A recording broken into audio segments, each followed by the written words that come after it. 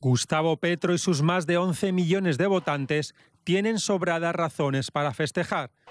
La histórica victoria del político de izquierda pone de relieve la expectativa de cambio del electorado colombiano, que fue masivamente a votar, registrando una de las participaciones más altas de su historia, con un 58%. Tenemos primero que superar la premodernidad en Colombia, el feudalismo en Colombia, los nuevos esclavismos, la nueva esclavitud. El presidente electo quiere dejar atrás una turbia campaña electoral que dejó grandes heridas políticas. Lo primero que hizo fue felicitar a su oponente, Rodolfo Hernández. El populista de derecha obtuvo un 47,5% de los votos, 3 puntos menos que Petro. El ganador mostró su intención de pasar página y trabajar conjuntamente con la oposición. La paz. El cambio consiste precisamente en dejar el odio atrás. El cambio consiste precisamente en dejar los sectarismos atrás. Petro prometió en campaña un país más justo, menos violento y más ambientalmente responsable. Junto a él, una mujer afrocolombiana ocupará el cargo de vicepresidenta, otro hito histórico en la historia del país. Francia Márquez, activista ambiental y ex empleada doméstica, se destapó como un fenómeno nacional. Después de 214 años, logramos un gobierno del pueblo, un gobierno popular, el gobierno de la gente de las manos callosas, el gobierno de la gente de a pie, el gobierno de los nadies y las nadies de Colombia. Vamos por los derechos de la comunidad diversa LGBTIQ+.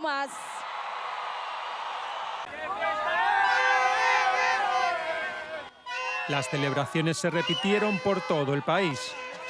En Bogotá, bajo un diluvio, miles de seguidores de Petro mostraron su alegría.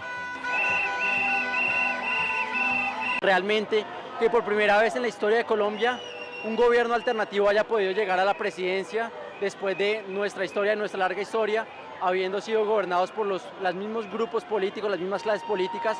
El poder tener un gobierno alternativo es una victoria realmente de la gente en general. Estoy inmensamente feliz porque hemos derrotado la antigua democracia, hemos derrotado lo que nos ha hecho tanto daño, lo que nos ha quitado estudio, lo que nos ha quitado comida. En este momento somos unos jóvenes libres. Este día es el principio del cambio, un cambio por la vida, un cambio por el progreso de Colombia, por la justicia que esperaban aquellas víctimas, 6.402 falsos positivos. El llamado Gobierno de la Esperanza, el primero de izquierdas en dirigir Colombia, tomará posesión el próximo 7 de agosto. Gustavo Petro y Francia Márquez tendrán como reto sacar adelante su programa de gobierno, aunque no lo tendrán fácil. En el Congreso, los partidos tradicionales ocupan la mayoría de los escaños.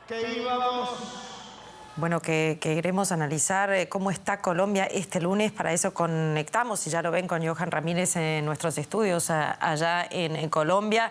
El país tiene un nuevo presidente y convengamos que los mercados han amanecido temblando con esta noticia. Quizás lo más importante en estos momentos es calmar los nervios del país. Petro habla de consenso, de acuerdo, de curar heridas. ¿Por qué?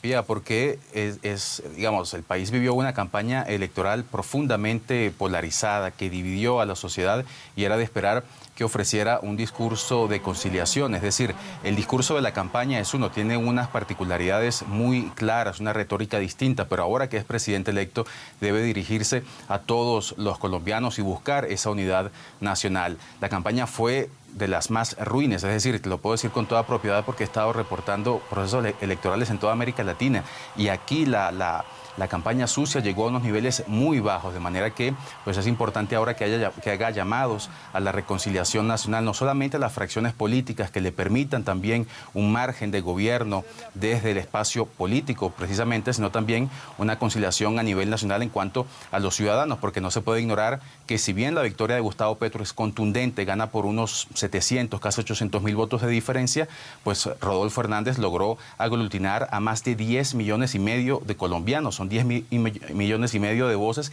que se oponen a Gustavo Petro. Si a eso le sumamos los votos en blanco y los abstencionistas, pues básicamente el mapa electoral cambia completamente.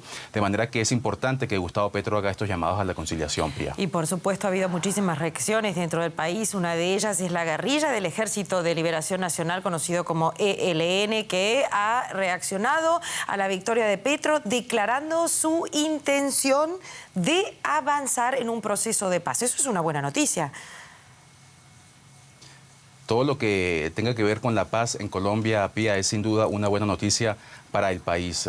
La paz, y digamos, es una de las grandes deudas que deja el gobierno del ahora saliente presidente Iván Duque, no haber dado cabal cumplimiento a los acuerdos de paz, y es una de las grandes expectativas ahora que tenían los colombianos con Gustavo Petro, que el acuerdo de paz con las FARC se lleve adelante en su totalidad y que haya acuerdos de paz con otras guerrillas, con otros grupos disidentes. Es decir, el gran anhelo de los colombianos es la paz luego de más de 60 años de conflicto armado, una de las grandes deudas y, como te decía, una de las grandes expectativas ahora que se tiene con el próximo gobierno de Gustavo Petro. Exactamente, después de una ola de violencia sin precedentes en los últimos meses, hablemos de la vicepresidenta Francia Márquez. ¿Qué puede aportar ella como vicepresidenta?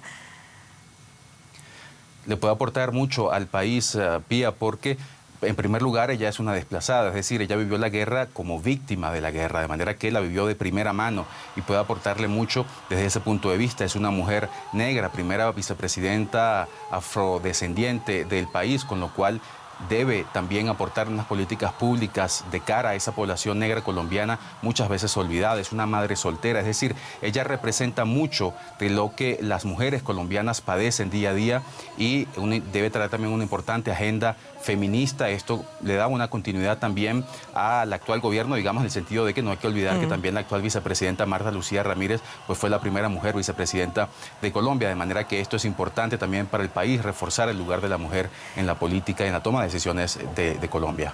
Última pregunta, quizás brevemente, ¿qué pasará con la oposición? ¿Se necesitará una oposición fuerte? ¿Qué pasa con el uribismo? ¿Está terminado?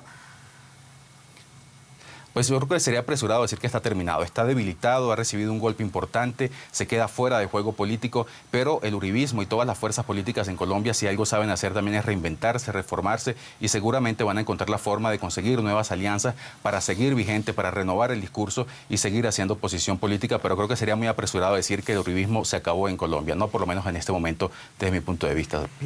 Johan Ramírez, lo escuchamos con un análisis sobre las elecciones en Colombia el día domingo. Muchas gracias.